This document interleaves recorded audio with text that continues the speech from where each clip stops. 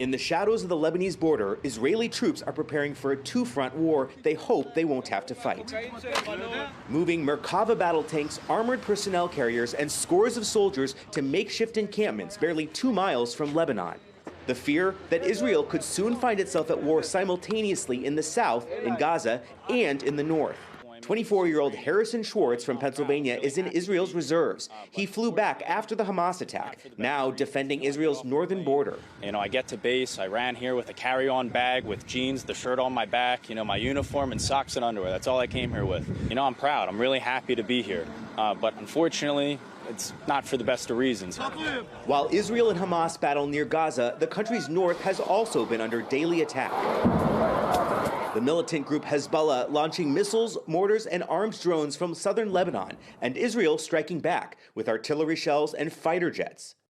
On the other side of this checkpoint is Lebanon, and this entire area is now a closed border zone extending about 2.5 miles into Israel. The Israeli military says it is urging the public to stay away from this area for their own safety and is restricting GPS in what the military calls active combat zones.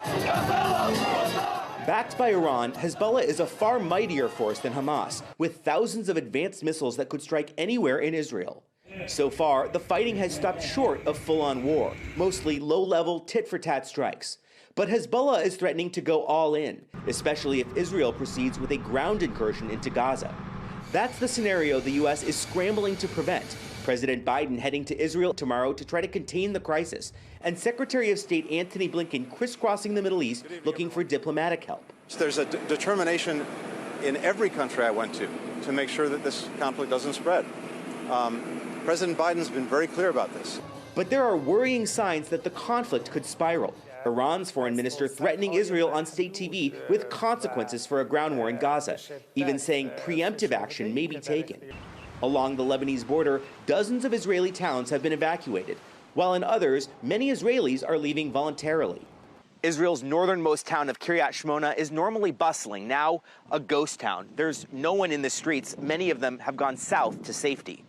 But many Israelis who make their home near Lebanon lived through the last war with Hezbollah in 2006 and say they're not going anywhere. Why are you staying? I'm staying because my daughter lives with me now. She have a baby. All over of Israel there is a bombs, not just here. In Tel Aviv, in Petah Tikva, in everywhere. So this is our home. We want to stay here. We are not afraid. We are not afraid. We are strong.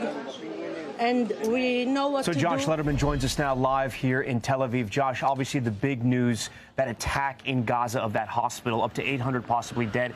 How does that affect sort of Hezbollah's calculation in this war?